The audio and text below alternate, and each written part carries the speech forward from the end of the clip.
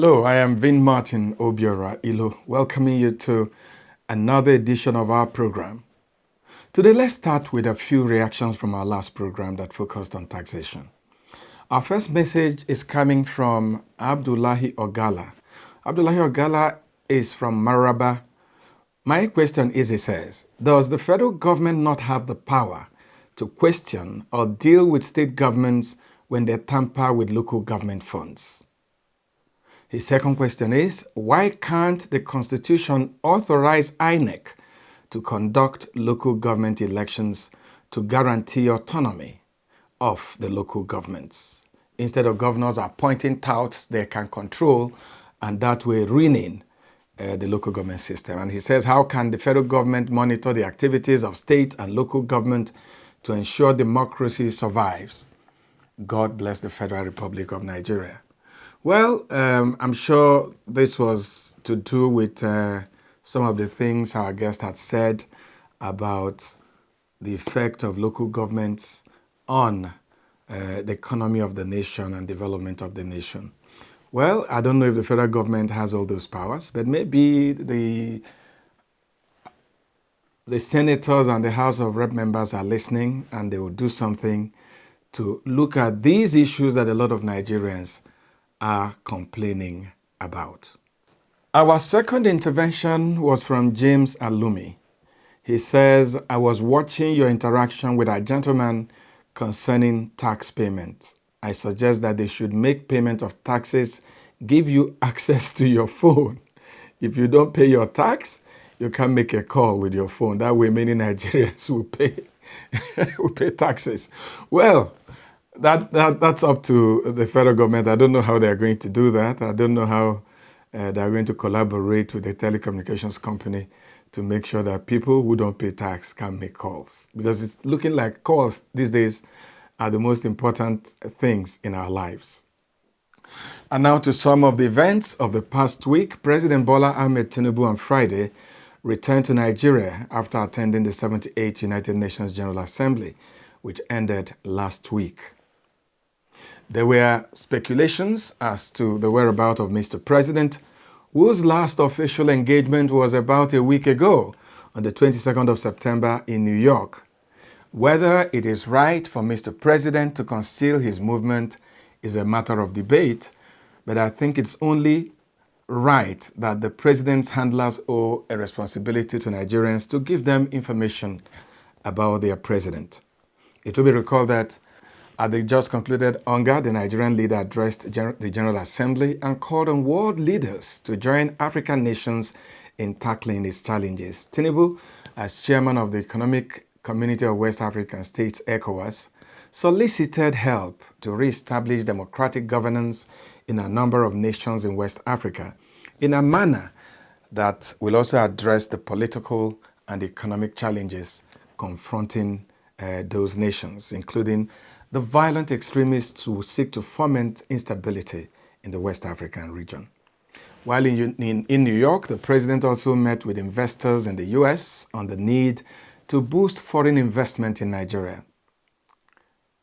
The last week also recorded a ceasefire in the war between Governor Obaseki and his deputy in Edo. We hear that the deputy governor has tendered a public apology, and Obaseki, like God Almighty, has accepted the apology publicly. Responding in a statement on Thursday, Obaseki said his deputy exhibited aberrant behavior that contradicts what the people of Edo State stand for. He added that the media frenzy that followed created an impression of crisis that have been distasteful to the people of Edo State. Although this unwarranted provocation caused him severe personal discomfort, he said as a person of faith, he was under obligation to accept the apology because, as they say, to err is human, to forgive is divine. In good faith, he continued, I trust that the public apology as expressed by the deputy governor is genuine and followed by contrite steps to improve his conflict resolution skills. And in faraway Ondo State, the feud between the governor and his deputy deepened with impeachment proceedings initiated by the House of Assembly and the deputy governor obtaining a court injunction stopping the process. According to the notice signed by the Speaker, Oladiji Adesomi, the allegations against the Deputy Governor are gross misconduct and abuse of office with actions likely to bring down the Ondo State government. Other allegations are financial recklessness and publications in print media by the media aides of the Deputy Governor maligning the credibility of Governor Rotimi Akeredolu.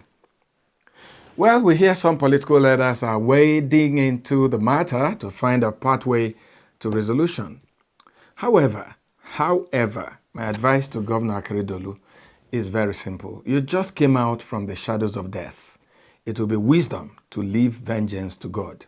Find a place in your heart to forgive your deputy no matter his crime. If you cannot do it for him, please do it as a thanksgiving to God who showed you mercy and rescued you from the jaws of death.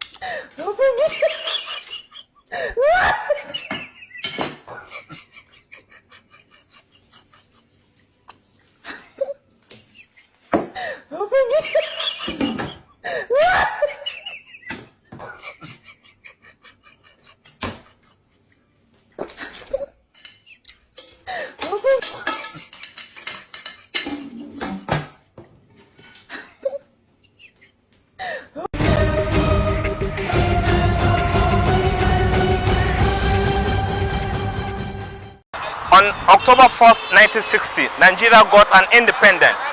For 63 years, Nigeria has been celebrating independence.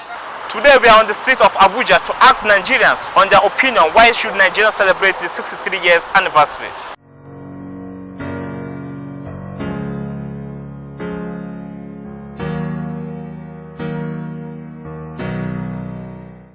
We're not supposed to be where we are today, and the most annoying thing is that the country is not really friendly.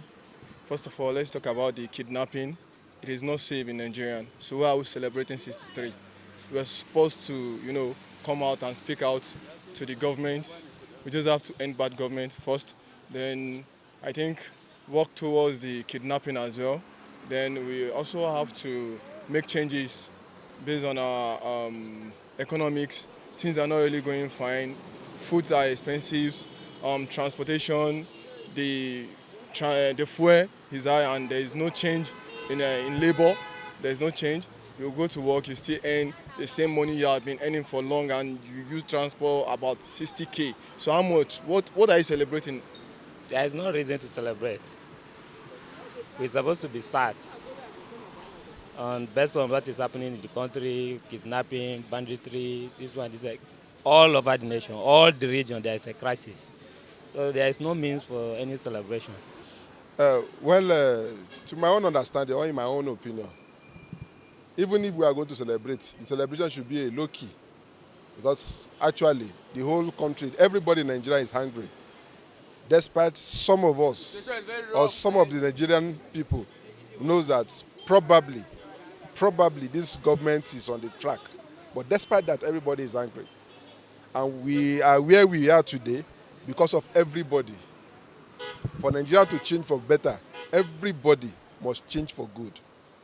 Because even the leaders that we are caring about today that are not doing well, or they are not doing well, just as the president said in India, that Nigeria is the poverty, or the only poverty we have in Nigeria is leadership management. So the leadership are the product of the people. So the people as themselves are corrupt. So they are producing corrupt leader. For me, I don't think there is a reason for celebration because the masses are not really happy with what is happening in the country. Yes, we ought to be celebrating, but it's only when you're happy that you have reasons to celebrate.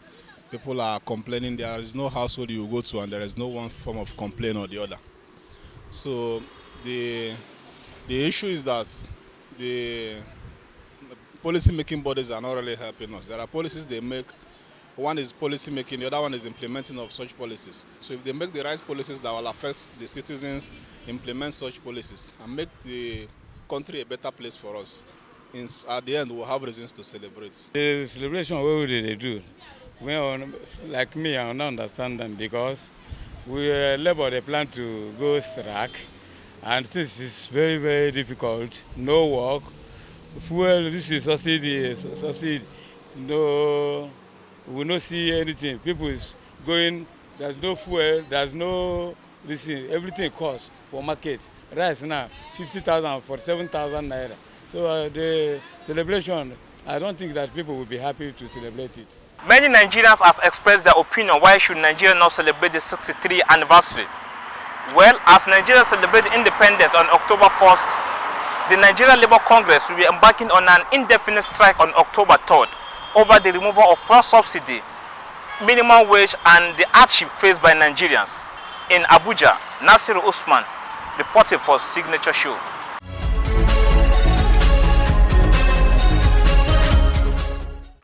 Now to our main issue of today, Imo State Governorship Elections 2023. We had a chat with the PDP governorship candidate for Imo State, Senator Sam Anyanwu.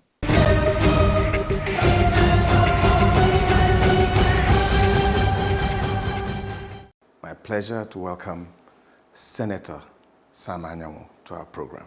Thank you very much, Martin. Well, you have decided to jump into the ring, and you have an ambition of becoming the governor of Imo State. Let me ask you a very direct question. What informed that decision? Well, first of all, let me say this. This is not the first time I'm coming to run for the governor. In 2019, I ran for the governorship primary of my party, though I did not get that ticket. But then that has shown the time I started planning to be the governor of Imo State. I didn't just jump up to become the governor of Imo State. Like I said, I've been a two-time local government chairman, a two-time member of assembly that represented the Kedru State constituency. And I have lived with the people. I know all the nooks and crannies of Imo State.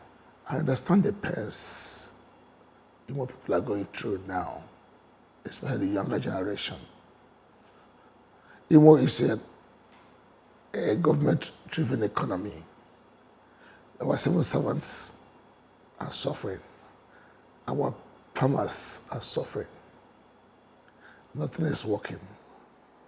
The insecurity in Imo State is nationally known. So I felt that it's an opportunity for me to come in and help the people and redeem the state back to what it used to be when people like Achukwudema was a governor of Imo State, and people like Rochas was governor of Imo State, when people like Ohaki was governor of Imo State, when people like Excellency Emeka Hedioham, even though it was short-lived, was the governor for 7 months. What we have experienced today in Imo State, what we're experiencing today in Imo State in the last 3 years plus, is something nobody can continue to tolerate. That's why I've come. In what specific ways? I mean, the big issue in Imo State today is safety of lives and property. You can also call it insecurity of lives and property. In what specific ways are you going to address this challenge if you become governor of Imo State? First, you see, unfortunately, the insecurity in Imo State has been so politicized by the present administration. Because as long as you are not in tune with what he is doing, you are the cause of insecurity in Imo State. Instead of facing the reality of solving this problem, how did insecurity start in Imo State? If we have had 4 governors, and insecurity there was never like that before, what is the basis? What is the cause of the problem? Because the government is playing lip service in securing the place, there's no reality in trying to secure the place. And in fact, we feel that this is induced by the government to create tension for political reasons. Let me say this. The mantra of my campaign team is to make Imo safe again. It's not politics. People die every day. Civilians, security agents have lost, but the military, the police, civil defense, they have lost their own in Imo State. I've been a Tusa local government chairman. As a local government chairman, I am the chief security officer of my local government. It is my responsibility to protect the lives and property of my people. And as a governor, the first cardinal point of a responsible or responsive government is to protect the lives and property of the people before the economy. Because if there is no security, of course the economy cannot strive. Now, if I become the governor of Imo State, I have 5 approaches to that. 1, I have to call what is called community-based guard initiatives, which within 100 days in office, that will create job for 10,000 youths for intelligent gathering, working with the police and other security agencies. This is done all over. That alone will create a lot of employment. I will also get intelligent gathering for the security agencies. Now you have pulled 10,000 people out of unemployment labor markets. They will be gainfully employed and they're working with security agencies because there's no way you can stop security without intelligence gathering. That is 1. 2, you use dialogue. You use dialogue. Try and find out the root causes where these people are. Try to find dialogue and be able to give amnesty. Why did Yaradua did it in the Niger Delta? He proclaimed amnesty. People put down their arms.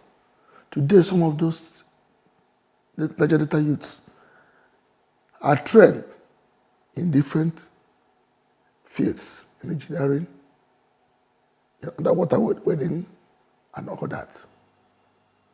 3, you need to work with the community. The traditional rulers are the chief custodian of the culture of their communities.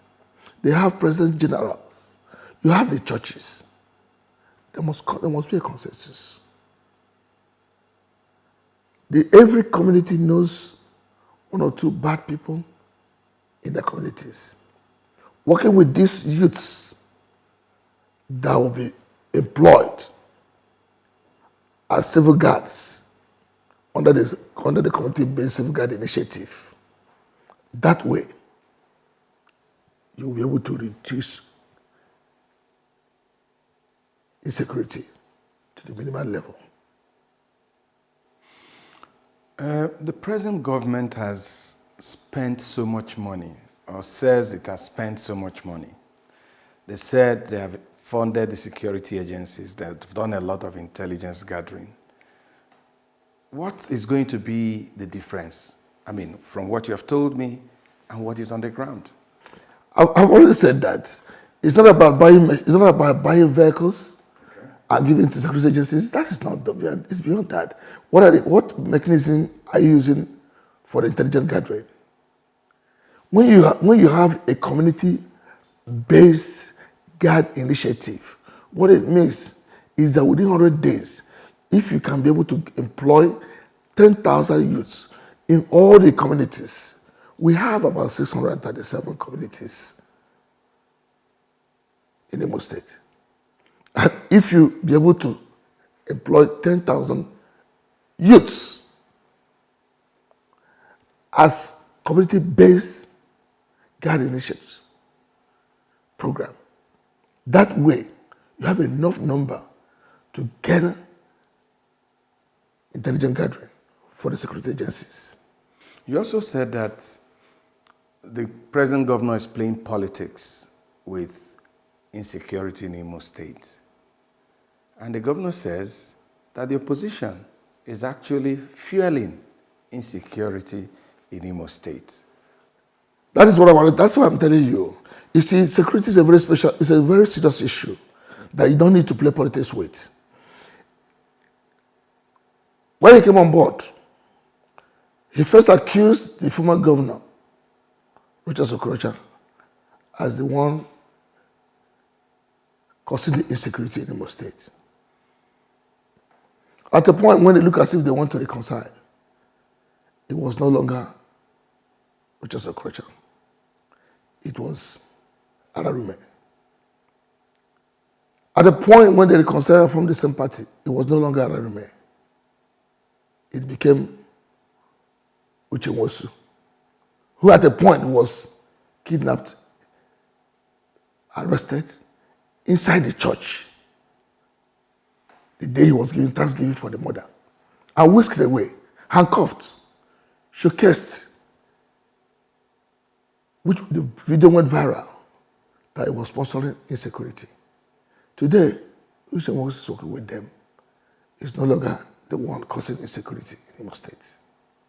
At the point, he said it's Igo Chichere, Ikenga Imo, which cost the life of his uncle. His house is destroyed, vehicles destroyed. That was no longer, Igo Chichere was no longer the problem of insecurity anymore. His Excellency Emeka Ihedioha was slapped charges of arson, terrorism, kidnapping and murder. But it was the police that... But who reported this to police? Who brought the position? Today, it was no longer Emeka Ihedioha. At the point, they said it was His Excellency Gerald Irona. Up to the extent, they arrested him, slammed charges and all that. At that point, today is no longer. Today is Senator Samuel Nemeka Anyanwu, because I said I was going to make him more safe again, and because I'm ready for governor. They will say, oh, those who say they will make him more safe again is the one initiating insecurity in Imo State. That is why I said it should not be, the insecurity should not be played with politics. It's a serious issue. People are dying every day in Imo. Tell me, if there's Imo is secured, why did the tribunal that's almost in every state, why did the one in Imo relocated to Nasarawa? Why about the Federal Court not working in Imo? For how long? Was it the opposition? When a man like Gulak was killed in Imo, was it the opposition that did that? I think that we should be serious about it. You don't keep accusing people because they are an election against you. Of course, insecurity is a big issue in Imo, but the other challenges in Imo, one you already started talking about, unemployment of youths, which to a great extent a lot of people say is fueling the insecurity across the country. People of Imo are still battling with bad roads. Civil servants are still complaining of not being well taken care of. And so many other issues. You have a one-point agenda.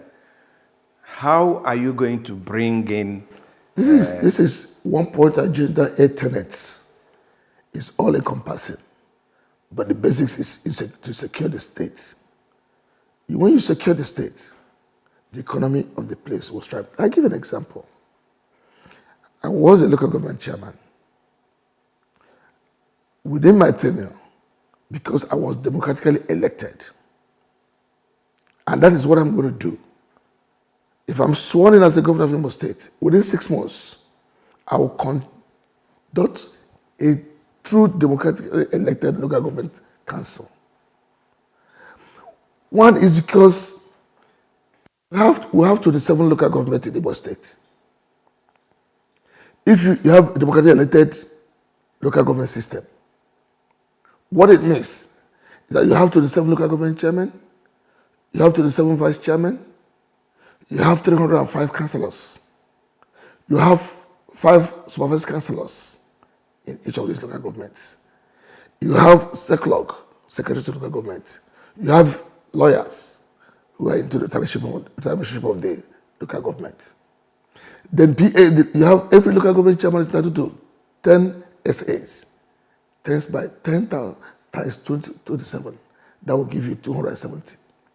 Every vice chairman is entitled to have 5 SAs. If you multiply that, that will give you another 135.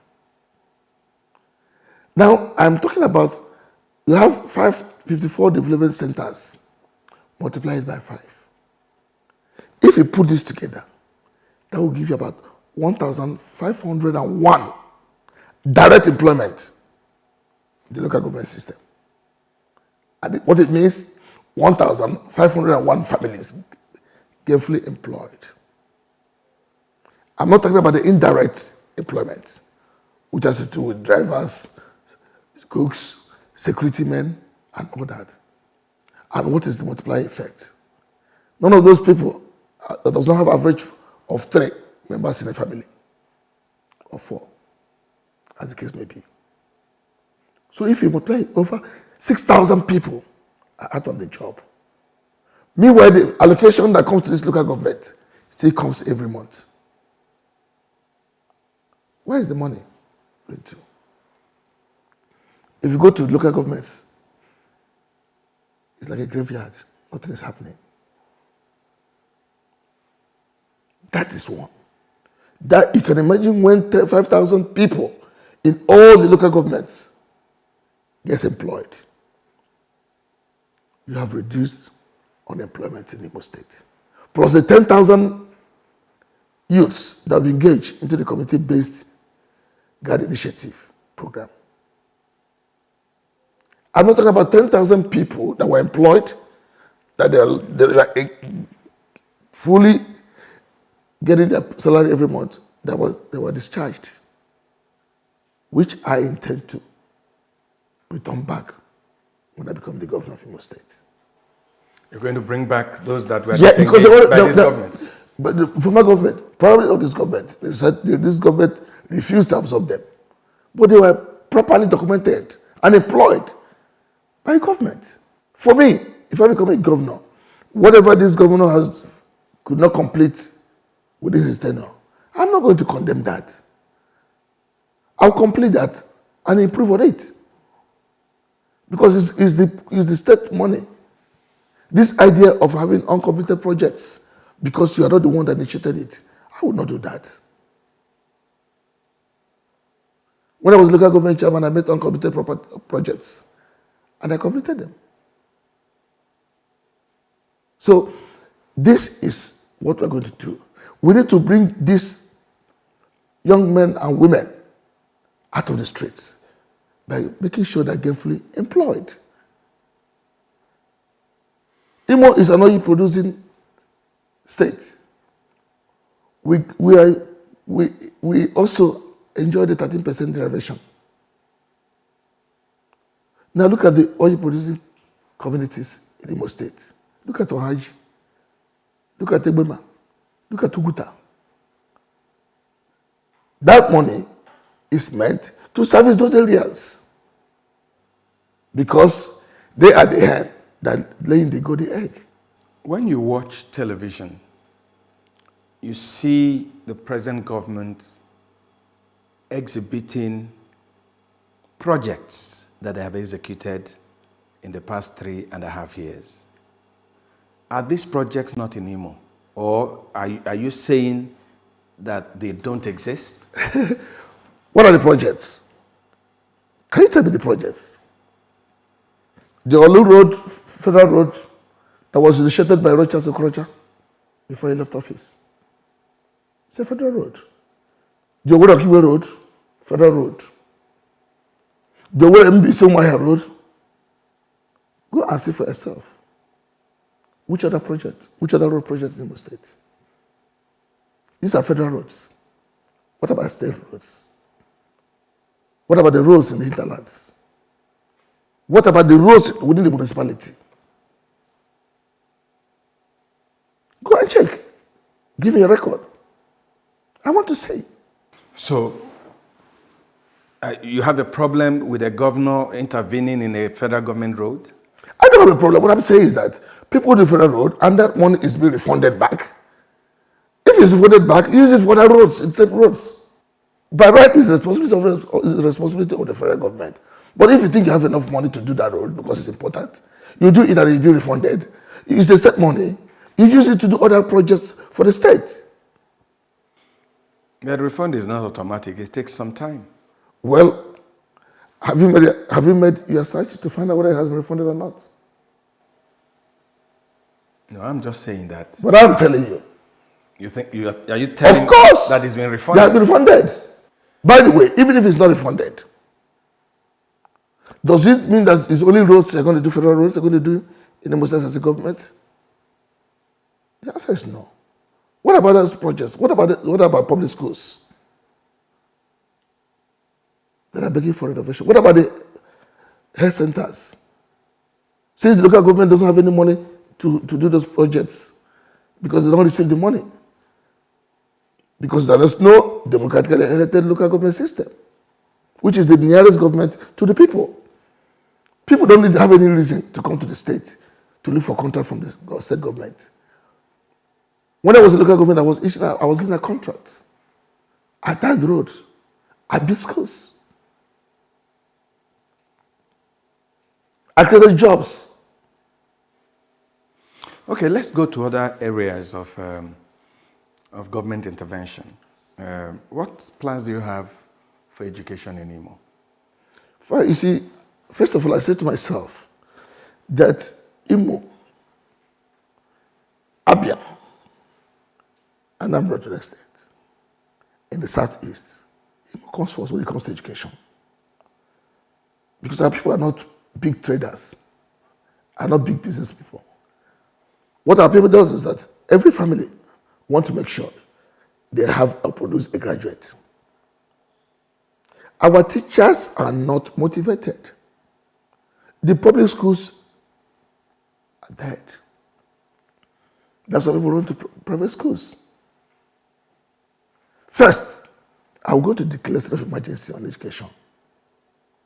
Why a state of emergency? Because the schools are not operating, the students is going to zero.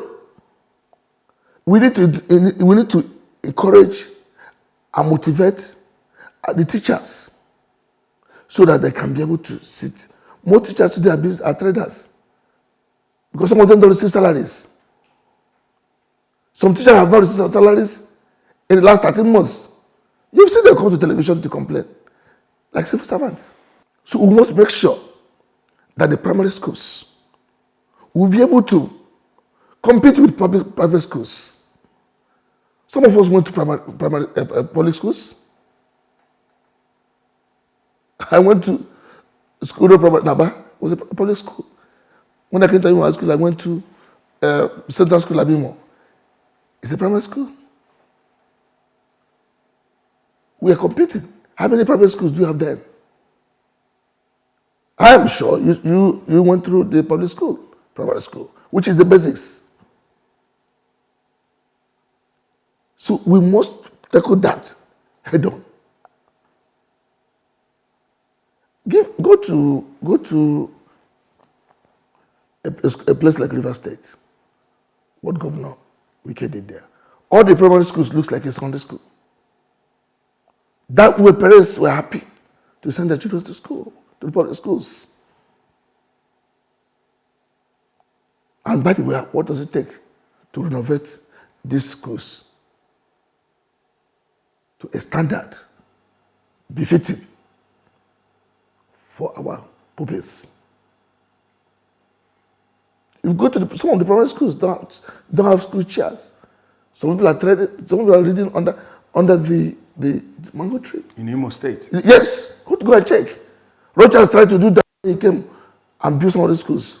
But because it's not there, it was Most of the schools are not attended anymore. Primary schools.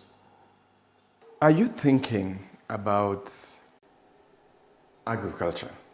What are your plans? Very well. Because today in Nigeria, food inflation and food scarcity is becoming a big challenge. You see, this is the point. When I was talking about engaging the youth, creating employment, agriculture is one sector that can take a whole chunk of youth. What do you intend to do there? One, first of all, we have our farmers. In Imo State, you have a place like Ngopala. In fact, Ngopala, there was supposed to be a free zone, but that was not completed. Owala, Acharubo, in Owerri North, there is no kind of integrated farming that you start there that will not feed the people. Imo has whatever Adapam. Adapam is one venture that could have taken over 100,000 people, direct and indirect employment. At the point, Adapam was competing with Risen Palm in River State. But what is happening there today? It's a dead zone. Even the palm seedlings have overgrown. No new ones have been replanted. Now, for me, if you revive Adapam, especially those from those oil producing states, communities, will be properly engaged, both in the auxiliary and marginal positions. It was not a palm that Malaysia people came and took their palm fruit to start their Malaysia palm today. So I think that area will be concentrated by my government to ensure that we revive Adapam by bringing the original company that established Adapam. Two, our farmers, we need to get them improved seedlings. Let me tell you, when I was local government chairman, I have 64 primary schools. And these schools have empty lands. Some of the teachers, headmasters use it for their personal farming. I invited all of them and brought out funds, procured hybrid palm seedlings and shared to all the primary schools. Each school should have over 200 palm seedlings to plant. And I got very hybrid cassava stem, which I shared. As a local government? As a local government chairman. As a local government, I'm talking about 22 years ago. That was my initiative. So that we can provide food for our people. And the idea is that when this palm seedlings, because it's hybrid, within 3 years it will start germinating. You take it to million. Everything about it, but the palm fruit is meant for broom and all that. Now, if you get palm seedlings, if you get improved seedlings and share to these farmers or subsidize it, give them grants. I started as a poultry farmer. I have poultry as we speak today. Very big poultry farm in Imo State called Santadi Farms. Started a farm back in 1996. When I started first, I employed 50 people from 50 families in my locality. What means you are feeding 50 families. You can encourage these young men and women. Today, we have a mechanized kind of way of fishing, piggery, poultry. You procure this, get it to the youths.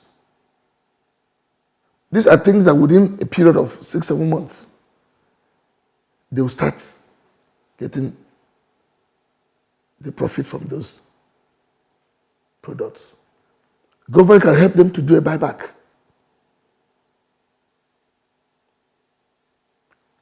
Most youths today, some of even students today, they have small poultry farms in their respective homes to help them to train themselves in school. They'll sell and go to school and come back.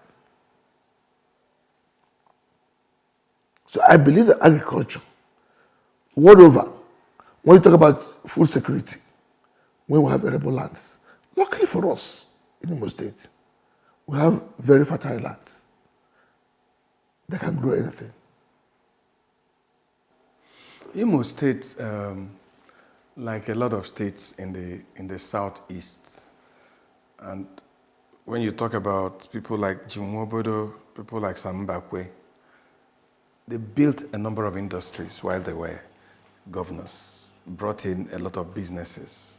But today, in almost all the states of the southeast, not just Imo State, none of those industries are really surviving. You're very correct. Is this something you'd like to address as governor? Very, very well. Let me tell you this. Because I was part of Bakwe administration as a very young man. I was secretary of Imo Youth Organization as 1983. My father was a politician. My father was a chairman of a local government at that time. My father and Bakwe are very close. It was my father that attracted the aluminum extrusion industry at Inishi in the Kedro local government area. That industry today, government has less than 2% or less than 10% interest. Has been privatized.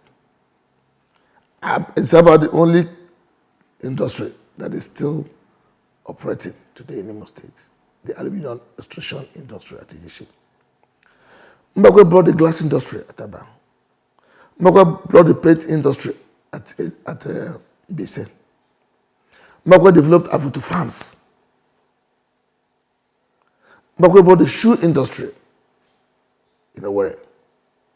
Mbakwe brought the ties, ties at Himembano.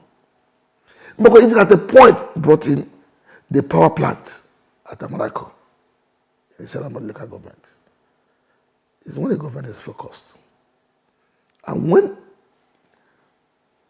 foreign investors, when people are ready to come in and invest, when there is security and there's an enabling environment for them to invest, they will come in. Europe over, they're looking for other countries to invest. So it is possible.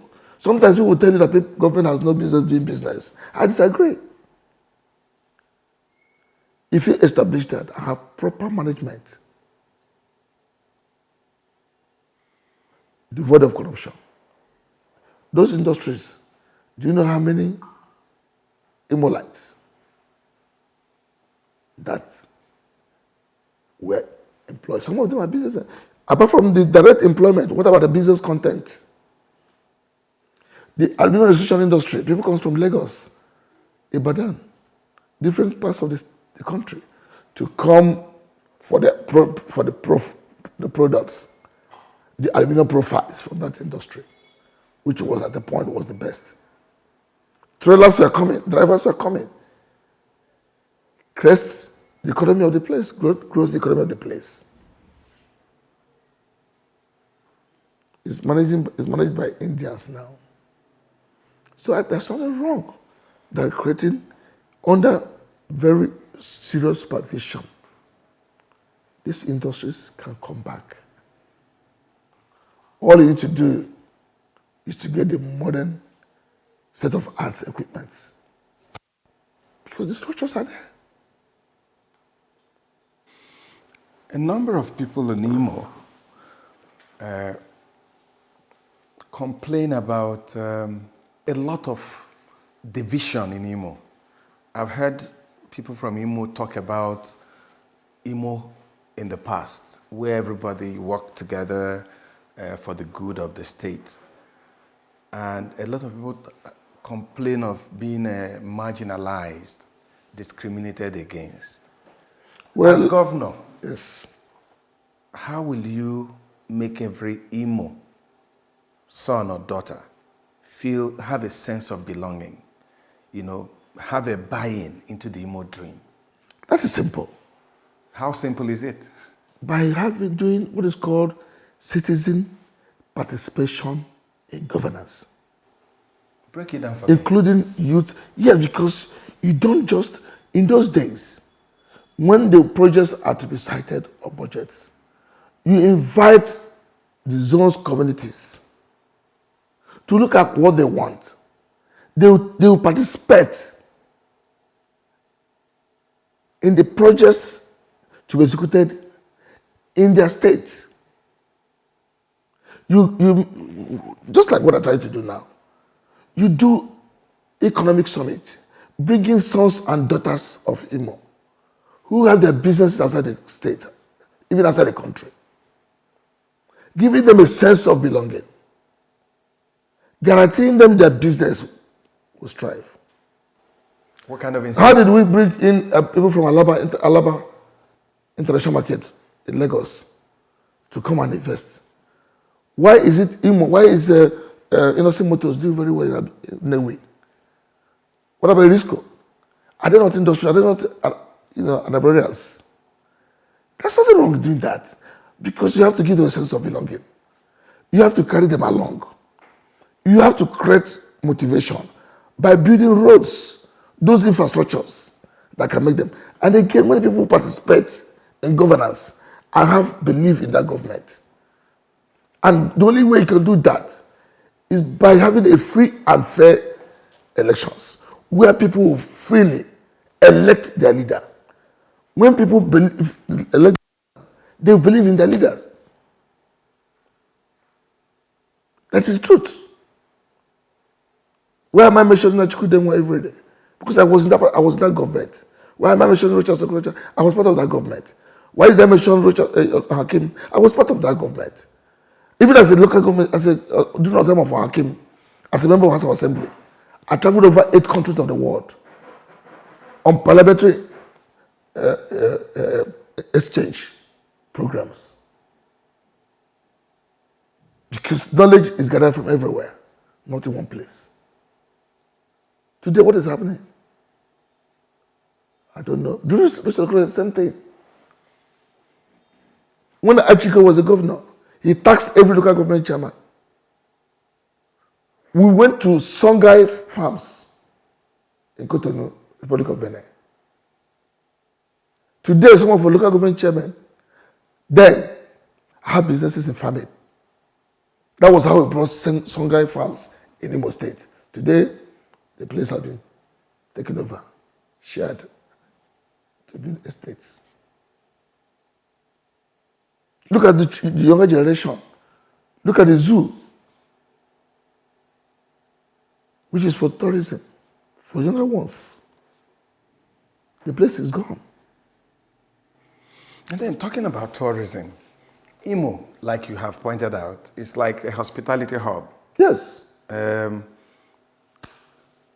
What would you do in the area of tourism? Let me tell you you one. become When I was governor? in the House of Assembly, because I have not been able to give you all the successes I made when I was in both local government chairman, House of Assembly, and the Senate. Of course, the Senate, of course, you are aware how prominent I was then. That was when I sponsored the Southeast Development Commission bill, which of course is initiated by me. Now, let me tell you, Imo is a tourism state. You know, we have a confluence in Imo, but it's not developed up to today as we speak. Are you aware that Imo State was where crude oil, was discovered first before Olobri, in 1946, before Olobri and others? When I was in the House of Assembly, I moved a motion which was supported by entire members of the State of Assembly to build a tourism administration center at Iho, where oil was discovered in Wodimeze. At least, I was even telling someone, there are things that can become a tourism site. We have a palm tree that looks like a python. It was nature at Iho. We have the monkey colony around Okigwe, Ibo side. These are sites, but it's not developed. If I become a governor, I will develop those tourism. When you develop the tourism, it brings in tourists. They will come. That raises the revenue of the state. We don't have to continue to dwell on the federal allocation and local government allocation. Would you summarize for me the kind of governor you're going to be? Because we're rounding off. I'm going to be a governor that will govern the people from the state. I will live amongst the people. How do you mean? What I mean is that I'm going to live with my people. Because if you don't live very close to Is them... there any governor that's not living with his people? I'm talking about what I'm going to be. Okay. I will be that governor that will live with my people, understand their problem, be part of that problem solving. Because if you're not close to the people, you will not understand the problem. 2, I will run a free government. And what do I mean by that? It does not matter the party you belong to. If I'm going to conduct a local government election, it does not matter whether APC, APGA, Labour wins as local government chairman. It's not supposed to be winner takes all. You must do people, because allow the people to vote their leader. In the local that way, the local government will be stable. That way, they'll stop communal clashes. 3, I will give honor and respect to the traditional institution. I cannot be too powerful than the traditional rulers, because I will go as a governor, they will remain as traditional rulers, because they are considered of the culture and tradition of the people. I will carry the youths of the state along with me. They will feel their governor. They will see their governor. They will feel their governor. I want to be that governor after my tenure. I can walk freely on the streets of Owerri, and people will come and hug me. That's what I want to be. I want to be a freedom where security will be protected. And I've said before, I'm going to do 2 satellite government house, one in Olo, one in Okigwe. Why would you do that? Why would you do that? So every time governor leaves, you must not be at the state capital. You stay 3 months in Olu zone, 3 months in Olu zone. When you live there, people who are coming to see the governor, if they cannot see the governor 1 or 2 days, they will look for a hotel to stay. People will start building hotels. People will start stay in those hotels. The economy of that place will start booming. The security apparatus will know that the governor is there. The traditional rulers will know that the governor is in their zone. The local government chairman will know that the governor is in their zone. The activities of that place. That would be an innovation. That's correct. That's my interest. I see my manifesto. That's what I want to do. And I will do it. What does this cost? To build a satellite government house. It don't need much. In the colonial days, we used to have it. When you have the what is will go this place, what is will go this place. So in the modern day, you do a satellite government house. I go to Okigwe. To do Okigwe Road, internal roads, it's not more than 19.4 kilometers. I will encourage the engineers who are from Imo State. If a road contract is given to big contractors, you need indigenous engineers to monitor those roads, to ensure, because they are the ones that owns that road. That way we carry the largest set of engineers of Imo indigenous along. And I've said, for the students in the university, as local government chairman, I gave bursary award to Imo Ikodur indigenes in the law school. I did it. It's on record. Go and verify. When computer was the in thing, I trained, when families sell land to train their wards in computer, I trained 100 Ikedur sons and daughters 100 in computer. Some of them today are working in the ICT company, banks, in the army. It's on record, go and check. As a local government chairman, I employed 120 Ikedu sons and daughters who are getting fully employed up to today, over 22 years. Go and check the records. So I believe that we must have a government where people will be free, be happy, don't live in fears. I know it's going to take some time. It's going to take me like 6 months to give the orientation to the people of Imo life, because they have been so traumatized with the insecurity. People are not secured. That is why I'm sure you, Martin Elo, you find it difficult to walk in the streets of Owerri anyhow. That is what I need to secure the people. We made the people to believe again in government, because people have lost confidence in the government and the governance. I'm coming to lead the people. Well, your cardinal objective is to make Imo safer. That's correct. And we pray that if you get this opportunity, that you will live by your words. Listen, on my honor, I will secure my people. Thank you so much. God bless you. Thank you. Thank you very much.